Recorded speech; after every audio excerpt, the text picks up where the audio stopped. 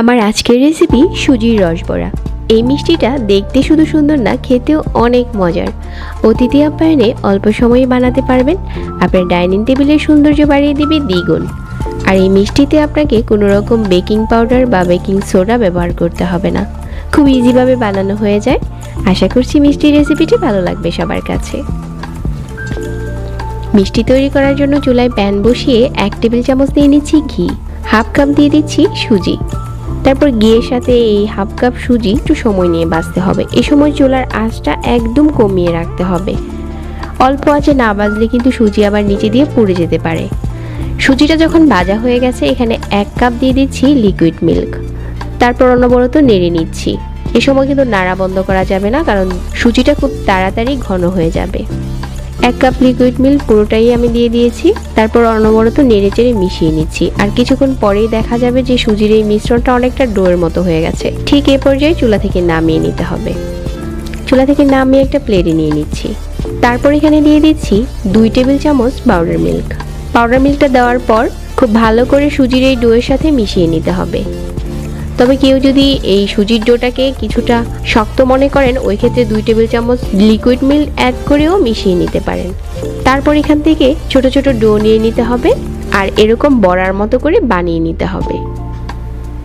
আমার এখানে সবগুলো বড়া বানানো হয়ে গেছে। তারপর এগুলো আমরা ভেজে নেব।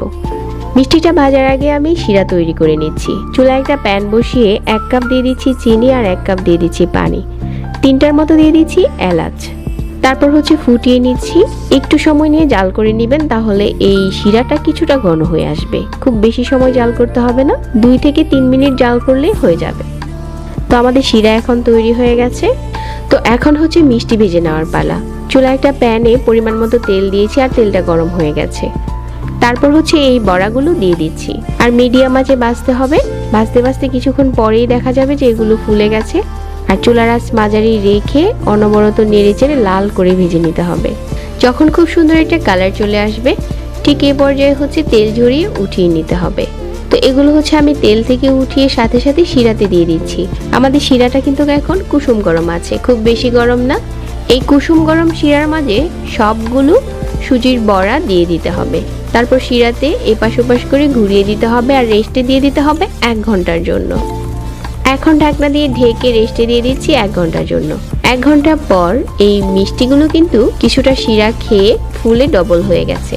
তবে যদি আপনার হাতে সময় বেশি থাকে, তাহলে আরো বেশি সময়ের জন্য রেস্টে দিয়ে দিতে পারেন, তাহলে আরো বেশি তুলতুলে হয়ে যাবে।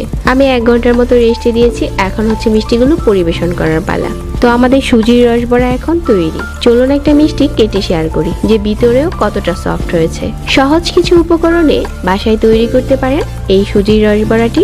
আশা করছি প্রতিদিনের মতো আজকের রেসিপিও ভালো লেগেছে। সবাইকে অনেক অনেক ধন্যবাদ জানাচ্ছি আর আজকে এখানেই বিদায় নিচ্ছি। আল্লাহ হাফেজ।